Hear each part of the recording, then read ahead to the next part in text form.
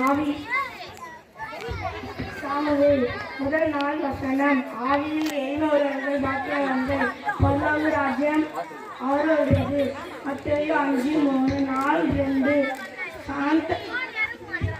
சாந்த குணமுள்ள பாக்கியவான்கள், அவர்கள் ஆறுதல் அடைவார்கள். மத்தேயு 5:4. நாள் 3. தூயவர்கள் பாக்கியவான்கள், அவர்கள் திருப்தி அடைவார்கள். மத்தேயு 5:4. நாள் 4.